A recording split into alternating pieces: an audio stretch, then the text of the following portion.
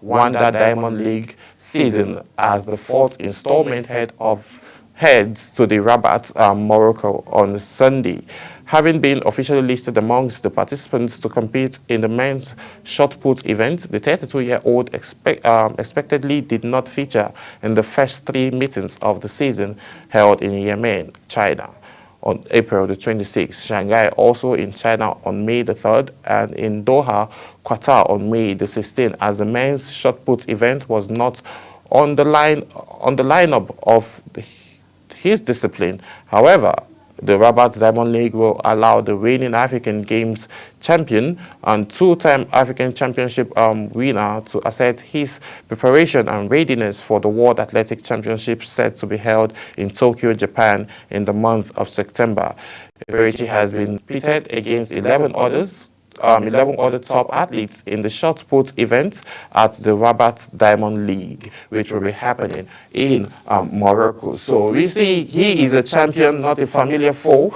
So all of this, he has featured and gotten to the level of being champion. So he's number one in Africa when it comes to the world of shot put, and he is ready. So now we are expecting to see him advance and also make name for himself at Rabat League that will be coming up later this month in Morocco. So we'll see how all of that will pan out for him, and we're cheering and wishing him luck as he gets himself ready. He's starting this weekend, obviously on Sunday, and we'll definitely be bringing you live updates from the ongoing. So moving away from athleticism, we'll be going on a quick break, and when we return back, we'll have conversation around transfers, where Okoye provides updates on Udaise's future. So we'll be going on a quick break. Immediately after this break, we'll have conversations around transfers. Stay with us, we'll be right back.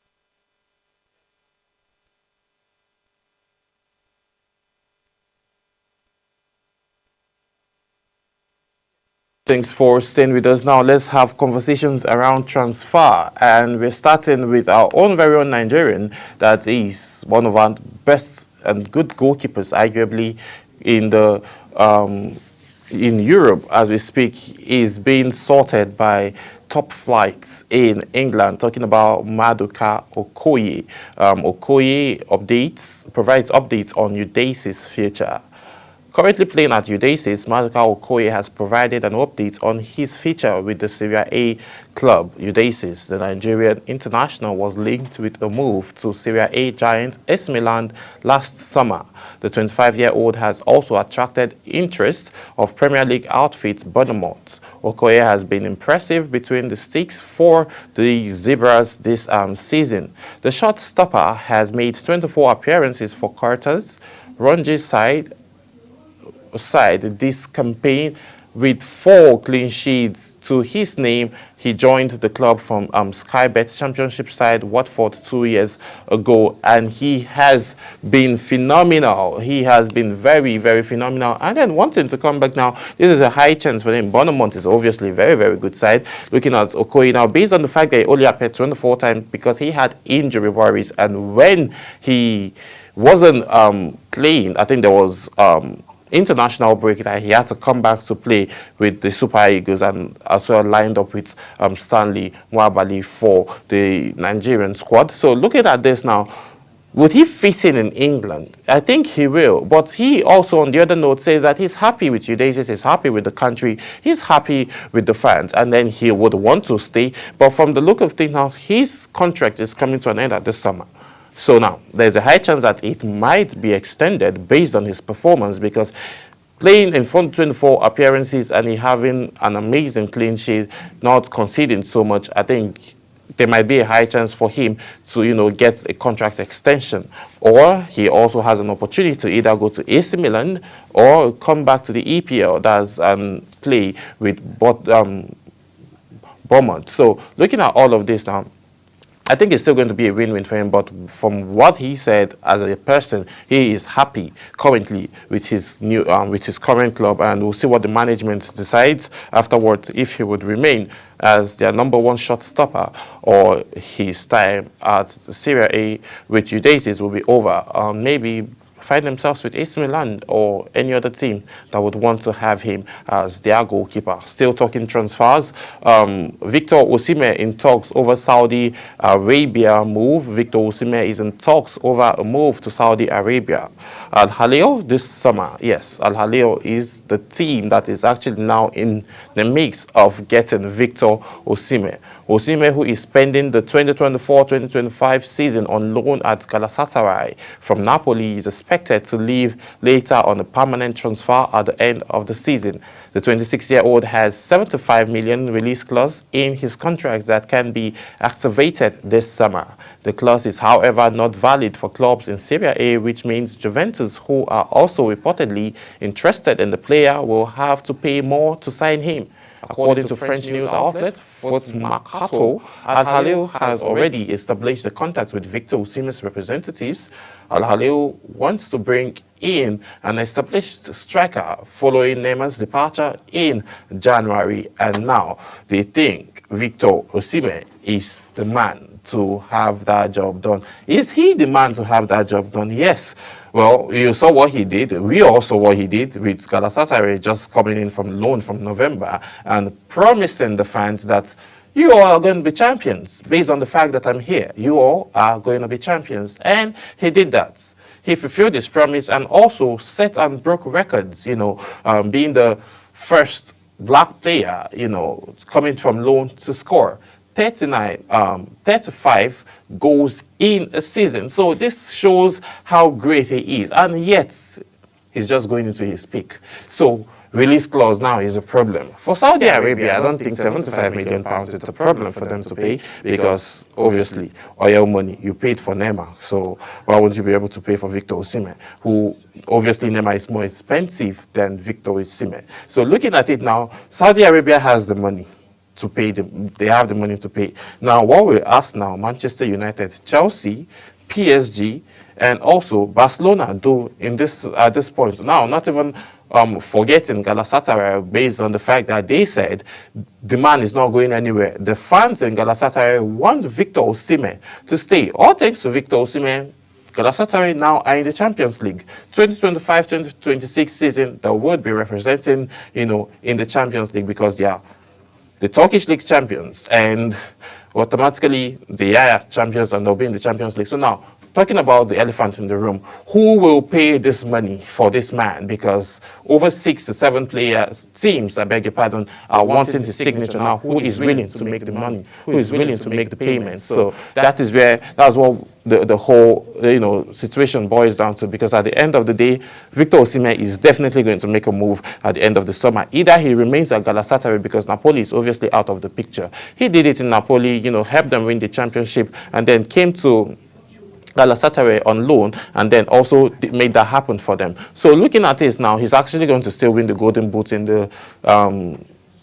Turkish league. So we are not even having that conversation. That is done and settled. So now, who is going to pay this money? Galatasaray, do you have what it takes to be able to pay fine, they might, but it might crumble them in a way that they wouldn't have enough money to get more players. And when they'll want to let him off go, they'll want to make their money back, which might not pan out well for, Victor Osimhen in the near future, because I'm not certain, as much as the fact that he's happy there, we don't know how long this is going to be for. So now, Saudi Arabia, obviously those guys have the money to pay. We are not even having that conversation. But would he want to go to Saudi Arabia and play while he's getting into his prime?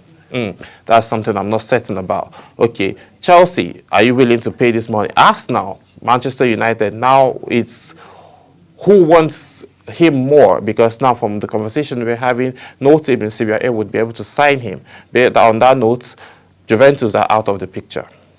So now he's left with Chelsea, Manchester United, Arsenal, PSG, Barcelona, and also Real Madrid. I know you don't know that. Yes, Real Madrid, Xabi Alonso has mentioned that who is currently the new coach of Real Madrid, just immediately. He was going to resume duty immediately. Carlo Ancelotti leaves. He is going to assume position as the head coach. And he has mentioned two Nigerian strikers who are on his radar.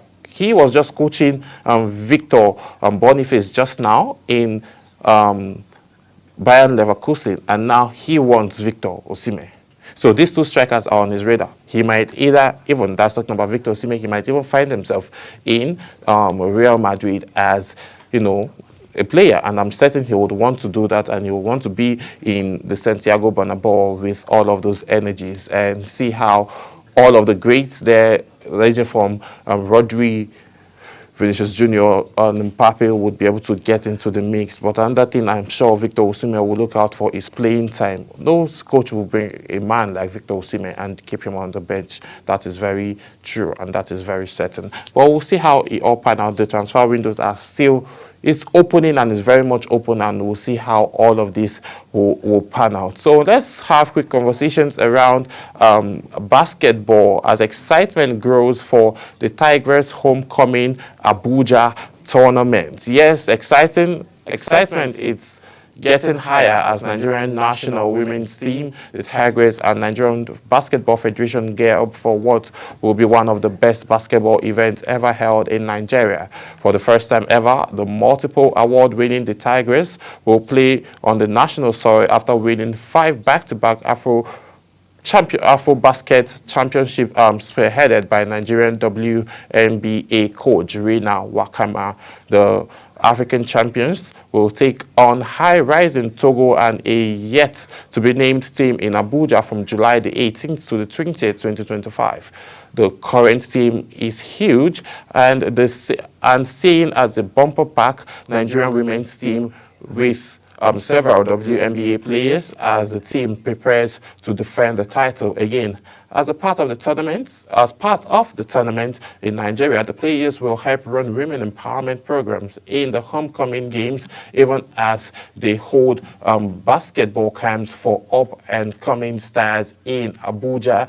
And this will be happening in the month of July, and the venue to be happening is going to be in the Mo Arena basketball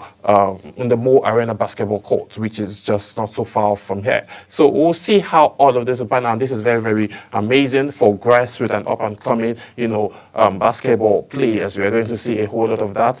Wakama, who is the head coach, did amazingly well with the Tigers when they went to play in the Olympics, and then it was Women's FIBA World Cup, I beg your pardon, and it was very, very crucial and very, very amazing what they did. And coming back home to give back to the society and also have that game being played here is actually something that is also very, very interesting. But we'll see how all of that will be panning out in the nearest future. Then moving on still, the fourth Rising Star Basketball Championship holds still in the month of July. The 4th edition of Rising Stars Basketball Championship is set to hold in July 2025. Organized by Olumide Oyedeji Youth Foundation, the championship will promote grassroots basketball in Nigeria by identifying young talents early and offering a platform for skill development and exposure, according to the founder of the former NBA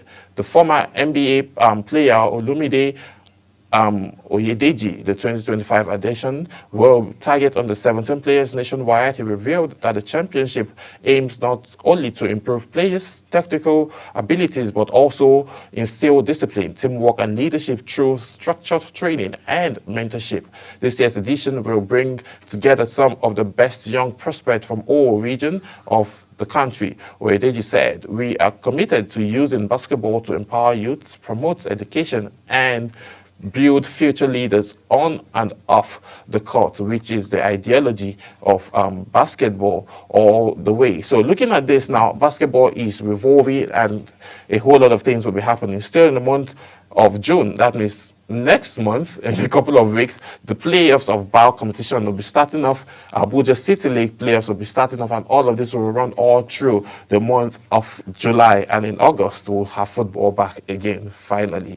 As all of this is happening, transfer windows are ongoing, and players moving from one team to the other, and the whole thing gearing up for the next season. And also locally, we'll be seeing teams getting themselves ready to go represent in CAF, as we have seen Remo Stars as our current champion. So we'll see how all of this will be unfolding, and we'll be getting you updates. And also on the other note, we have the Super Eagles getting themselves ready to go play a Unity Cup in London, as Coach Eric Charlie has mixed up the home-based players and also players playing in the diaspora. That is talking about Nigerians playing in their respective clubs in Europe and co, and also players playing in the Nigerian Professional Football League will be merged together to have this match in London, and preparation is ongoing already. So let's move away from basketball and the preparation for the Super Eagles and talk EPL. Manchester United set to reduce asking price for Garnacho. This is still talking transfer. Manchester United have set their asking price for the clubs interested in signing winger Alejandro Garnacho this summer. The Chelsea Football Club are among clubs said to have shown interest in signing the Argentine. Manchester United will not stop the player from leaving Old Trafford this summer after what has been a turbulent season for them. Garnacho is one of the players United are ready to offload despite the Argentine's international scoring 11 goals and providing 10 assists in all competitions so far this season. United are ending this season without a silverware following their 1-0 defeat to Tottenham Hotspur in UEFA Europa League finals on Wednesday nights. Garnacho came from the Red Devils youth side, having been promoted to the senior team in 2022. He came on the substitute in the final game in Bilbao, despite starting all of the knockout matches. He slammed the manager Ruben Amorim after game for keeping him on the bench. The Argentine international was linked with moves to Chelsea and Napoli in January transfer windows, but neither deal materialized. And now, the fact that he came off the bench to, one for one, I was actually surprised that he came off the bench, given the fact that he has been starting all of the knockout stages matches. So, fine, I understand sometimes coaches will want to try something new, but why don't you stick with the pattern that was working for you earlier before you got to the final stages? Amorim has a better answer to that, because he knows the reason why he decided to bring Garnacho from off the bench. We understand that. So, he feels Garnacho might not be able to, fit in properly for the first 45 minutes. But still, he didn't come in immediately immediately after the first 45 minutes. He came in around the 60th minute thereabouts. So automatically he was pissed, and maybe his morale and momentum went down. And when he even came in, he didn't really do much. So Ruben Amorim might be right for keeping him on the bench. So moving away and still having conversations around Europe League final, Manchester United have taken decision on sacking Amorim after defeat to Tottenham. So looking at this now from this angle, there's a high chance that Ruben Amorim's job is on the line, or Manchester United are sticking to a long-term project with the man, because he can't just come up from, give him time, he might be better and then maybe help the team win trophies. Just like, Ege Postelogo said, that's talking about the head coach now of Tottenham Hotspur. He said in his second year, he always wins something. And he proved that right just on Wednesday by winning the Europa League. And now, from the 17th position, You see, it is just miracles. From the 17th position, Tottenham found themselves in the UEFA Champions League for the 2025-2026 season, which was what Manchester United were gunning for, and Manchester fans were not happy with the result, obviously. So let me bring you up to speed with the story around Ruben Amorim and his job being, hanging in the balance. Manchester United manager Ruben Amorim is not facing the sack despite the 1-0 defeat to Tottenham Hotspur in Europa League final on Wednesday. This is according to reports. The Premier League giants continue to regard Amorim as part of their long-term project. United's commitment to the 40-year-old will not be affected by the loss, despite the club losing out on automatic Champions League spots for next season. Speaking after the game in Bilbao, Amorim had said he would leave United the next day for no compensation if the club's board and fans no longer wanted him. Amorim replaced Erik ten Hag at the Old Trafford in November, with United sitting 13th in the table. Since then, the Red Devils have fallen 3 places to seats above the relegated teams. They have also been knocked out of 3 cup competitions in the process, and obviously this is not good. But Manchester United are in a regrouping and in a building stage. That is what we're seeing, not just from the management, but also with the players, even the Old Trafford itself. So there's just a whole lot overhauling happening, and I think when all of that is done, every team went through it. Manchester United are currently going through it. Manchester City went through it. Chelsea went through it. Liverpool went through it. Arsenal, Arsenal have always been within the top 4 range, and we can't really tell if Arsenal has gone through it.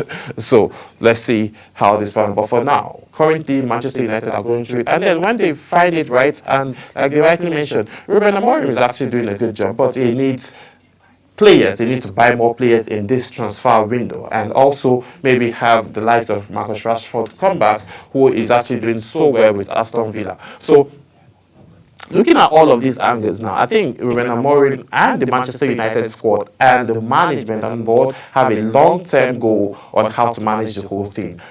If he is part of it, and then looking at how he's been crucial for the team, helping despite injury worries and having players not being at their best, I think in the long run, he will be able to find the balance if they get to buy players. But if they don't get to buy players at this summer, then it might just be the same circle of Manchester United, not advancing and not contending for championships anymore. The last time we saw Manchester United very deadly and contending for almost all championships was when Sir Alex Ferguson was still the head coach of the squad. So now we'll see how all of that pans out.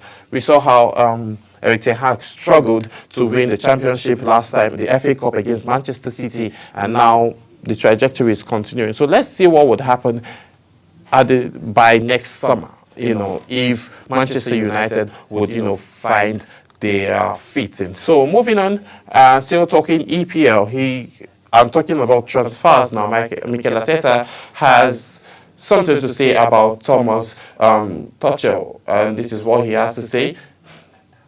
Arsenal manager Mikel Arteta has confirmed that he wants midfielder Thomas Partey to stay at the club beyond this summer transfer windows. According to Arteta, the Ghanaian international is really an important player for the Gunners.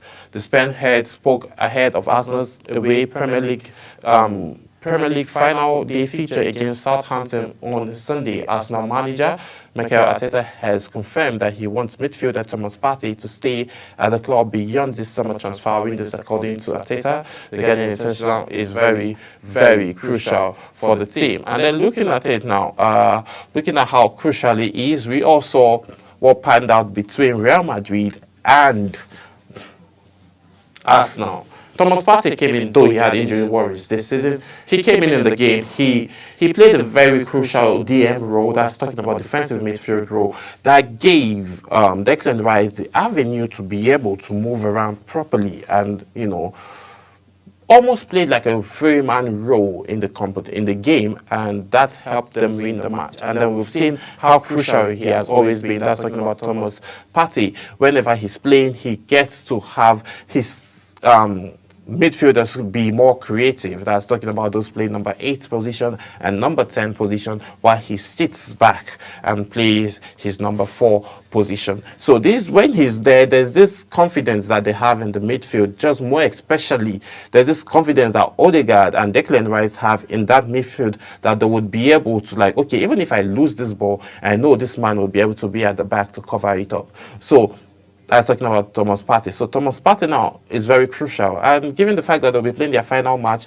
at the end on Sunday for the EPL, this 2024 and 2025 season, he is very crucial for the team, as mentioned by Mikel Arteta. But one thing still remains, that his contract is going to expire at the end of this summer. So what does this mean for the entire team of Arsenal and Thomas Partey? Since he is, talking about Thomas Partey now, he is on the radar of Atlético Madrid, and we'll see what will be happening, because he would become a free agent on July the 1st, and Partey has attracted interest from Barcelona, Atlético Madrid, and contract negotiation between Arsenal and Partey has been ongoing for the past few months. So a few conversations are still ongoing. That's why Mikel Arteta came out to be outspoken, to make his own decision known, that yes, he still wants this man. So whatever they are doing, they should do it fast, because it's going to be a big blow if Barcelona steals him away, and it's going to be a big problem for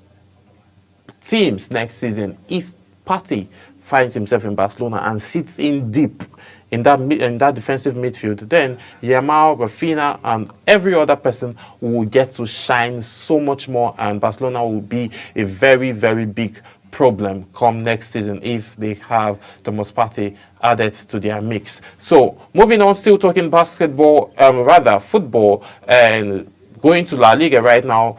Players to wear Modric's number 10 shirt, as Real Madrid has revealed that, okay, Modric will be leaving them at the end of this summer. Real Madrid superstar Kylian Mbappe has been tipped to inherit Luka Modric's shirt at Real Madrid. Mbappe is currently wearing the shirt number 9 for Los Locos, and also played as a striker for Carlo Ancelotti's side. Real Madrid superstar Kylian Mbappe has been tipped to inherit Luka Modric's shirt at Real Madrid. Mbappe is currently wearing the shirt number 9, and also he is very, very not so crucial, and fans and analysts have said they didn't get the results they expected from Kylian Mbappe this season. So let's cut him a slack. This is his first season playing in Spain. He hasn't really adopted to the way they actually play over there. So seeing that move, the Frenchman would succeed Luka as the new number 10 for Real Madrid from next season. Mbappe, who joined the Los Blancos last summer, has enjoyed an impressive debut season at Spanish capital city club. Modric has announced he will leave the club at the end of the FIFA Club World Cup, ending his over a decade spell with European giants, as other stars could also be considered for the shirts. Jude Bellingham and Andre Iguodala, the former PSG superstar man, will follow the foot of his idol, Cristiano Ronaldo, in changing his shirt number after his debut season. So looking at this now, there's a high chance that the chance is already there, and Luka is leaving.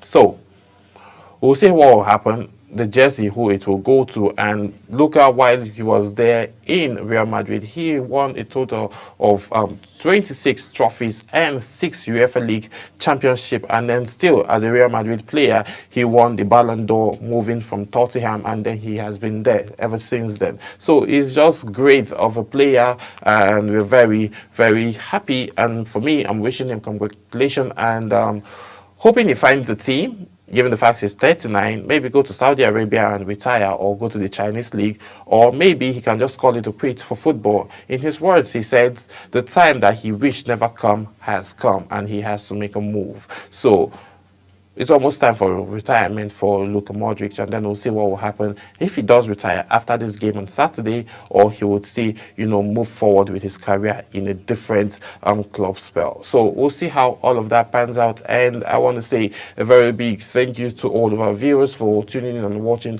to this edition of Talk Sport. I'll see you again as we talk more sports, as you know that the EPL season for 2024-2025 will be coming to an end this Sunday, and we'll see the changes on the EPL table. My name is Samuel Odi. I'll see you as we talk more sports. Bye for now.